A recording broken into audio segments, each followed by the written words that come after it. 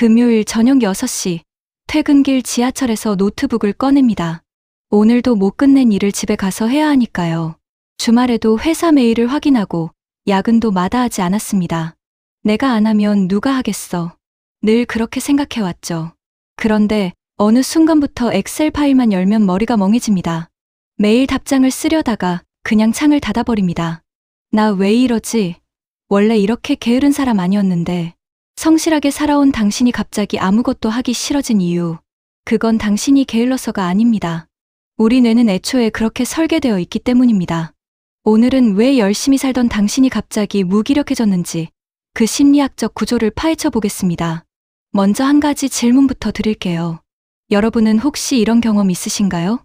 새 프로젝트가 나올 때마다 내가 맞는 게 빠르지 하면서 계속 떠맡습니다.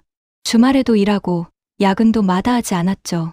겨우 마감을 마쳤는데 돌아오는 말은 다음에도 이 정도로 부탁해요 뿐입니다. 처음에는 내가 좀만 더 하면 다 돌아간다고 생각했는데 어느 순간부터 컴퓨터만 켜놓고 멍 때리는 시간이 늘어납니다. 메일 답장도 자꾸 미뤄지고요. 아니면 이런 경험은요? 매일 영상을 올리겠다고 다짐하고 밤새워서 편집했는데 조회수는 기대만큼 안 올라옵니다. 이 정도 퀄리티면 잘 돼야 하는데 실제 수치와 기대 사이의 격차가 반복될 때 어느 순간 장비 정리조차 하기 싫어집니다. 이런 순간들 혹시 경험해 보셨나요? 성실하게 살아왔는데 어느 날 갑자기 모든 게 귀찮아지는 그 감정 말이죠. 2021년 스톡홀름 대학교 리네베버 교수팀은 스웨덴 근로자 11,469명을 4년 동안 추적했습니다. 이 연구에서 발견한 핵심은 이겁니다. 내가 이렇게까지 하는데 돌아오는 게 없다. 이런 노력과 보상의 불균형이 클수록 4년 뒤 정서적 탈진 점수가 유의미하게 상승했습니다. 그리고 그 탈진은 다시 직장을 떠나고 싶다는 이직 의도를 강하게 예측했죠. 다시 말해서 많이 애쓰는데 인정도, 보상도, 통제감도 부족한 상황이 반복되면 성실한 사람이 먼저 지칩니다. 바로 이를 때려치우고 싶어지는 심리적 철수입니다. 이건 당신이 의지가 약해서가 아닙니다. 구조가 성실한 사람부터 먼저 태우도록 설계되어 있기 때문이거든요. 그래서 핵심은 이겁니다. 무기력은 하루아침에 오지 않습니다. 탈진이 먼저 오고 그 다음에 흥미상실이 찾아오죠. 2016년 리투아니아 미콜라스 로메리스 대학교 올가 라자우스카이 테자비엘스케 교수팀은 직장인 4,226명을 1년 간격으로 2번 조사했습니다. 첫 번째 조사에서 정서적 탈진 점수가 높았던 사람들은 1년 뒤 업무에 대한 냉소와 거리두기 점수가 유의미하게 증가했습니다. 이 과정에서 중요한 매개 변수가 하나 있었는데요. 바로 자기효능감입니다. 탈진을 경험하면 자기효능감이 떨어집니다. 내가 해봤자 소용없다는 느낌이 커지는 거죠. 그리고 그 느낌은 다시 일에 대한 마음을 떨어뜨립니다. 어차피 안 될 거야. 뭐 하러 해. 다시 정리하면 이렇습니다. 1단계 노력과 보상의 불균형, 2단계 정서적 탈진, 3단계 해봤자 소용없다는 자기효능감 하락, 4단계 일에 대한 냉소와 무관심. 당신이 갑자기 게을러진 게 아닙니다. 이미 1단계부터 3단계까지 조용히 진행되고 있었던 겁니다. 그리고 4단계에 이르러서야 당신이 나 왜 이러지? 라고 느끼게 되는 거죠. 그렇다면 이런 질문이 생깁니다. 성실한 게 나쁜 건가요? 아닙니다. 성실함 자체는 문제가 아닙니다. 문제는 어떤 종류의 성실함이냐는 거죠. 2016년 영국 요크 대학교 앤드루 힐 교수와 런던 정경대학교 토머스 커런 교수는 43개 연구 9,838명의 데이터를 메타 분석했습니다. 연구팀은 완벽주의를 두 가지로 나눴습니다. 첫 번째, 성취 지향형 완벽주의. 기준은 높지만 비교적 자기수용적인 타입이죠. 두 번째, 완벽주의적 걱정. 실수나 타인의 평가에 대한 과도한 불안을 느끼는 타입입니다. 결과는 명확했습니다. 완벽주의적 걱정과 번아웃의 상관계수는 0.36 수준으로 중간에서 큰 크기였습니다. 반면 성취 지향형 완벽주의는 번아웃과 거의 상관이 없거나 오히려 약한 음의 상관을 보였습니다. 즉, 보호 요인으로 작동한 거죠.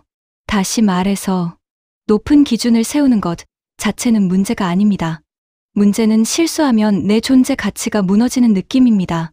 성실한데 늘 불안하고 실수하면 나 자신이 형편없게 느껴진다.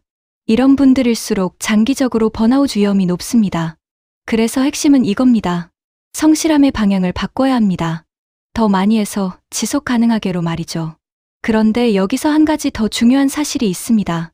당신이 아무것도 하기 싫어진 건 뇌가 고장난 게 아니라는 겁니다.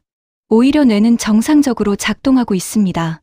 지금처럼 계속 달리면 당신이 망가진다는 걸 감지하고 동기를 강제로 꺼버리는 거죠.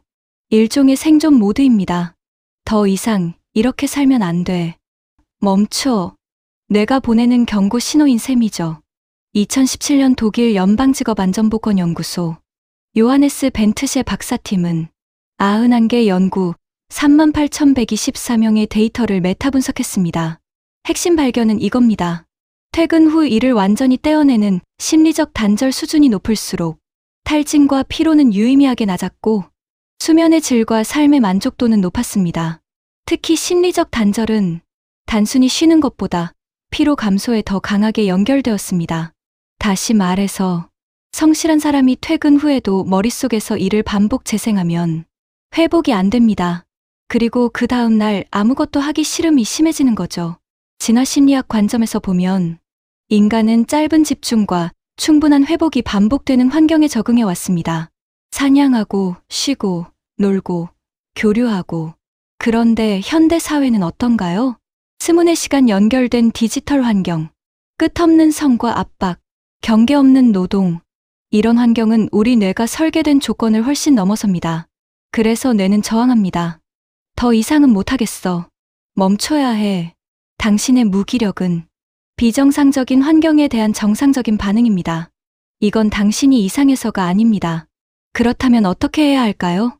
첫 번째, 퇴근 후 뇌 차단 의식을 만드세요. 집에 들어오기 전 5분 정도, 오늘 내가 한 일 3가지만 적고 내일로 넘길 것 3가지만 적습니다. 그리고 더는 생각하지 않겠다고 선언하세요. 이후에는 업무 카톡과 메일 푸시 알림을 끕니다. 시간 설정 기능을 활용하면 됩니다. 앞서 말씀드린 메타 분석 연구에서 확인되었듯이 퇴근 후 심리적 단절이 잘 되는 사람일수록 탈진과 피로가 낮고 삶의 만족도가 높습니다. 두 번째, 성실함을 재설정하세요. 결과 목표 대신 행동 목표로 바꾸는 겁니다. 오늘 영상 1편 완성이 아니라 오늘은 25분 타이머 2번만 편집. 이렇게 최소 행동 단위로 목표를 줄이세요. 완료 기준을 남이 뭐라고 생각할지에서 내가 통제 가능한 행동을 했는지로 이동시키는 겁니다. 세 번째, 노력 보상 체크리스트를 만드세요.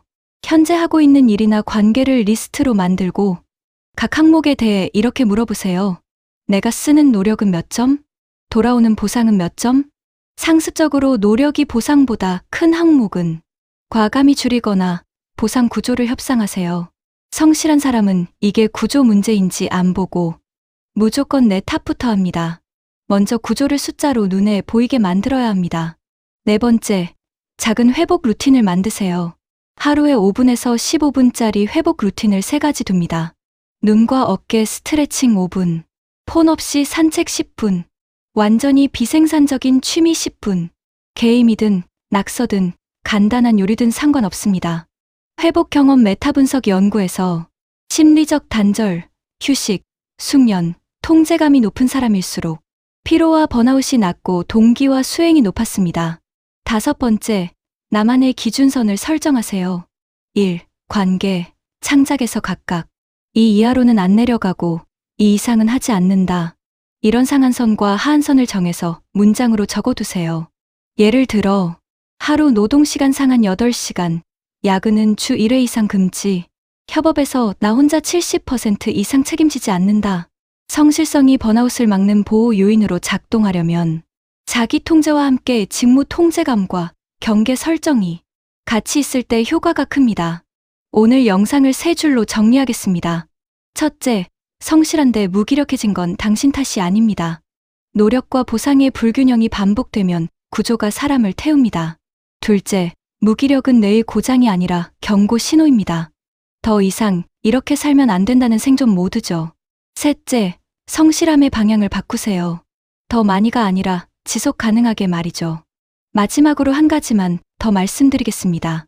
당신이 느끼는 무기력은 당신만의 문제가 아닙니다. 시스템의 문제이고 구조의 문제입니다.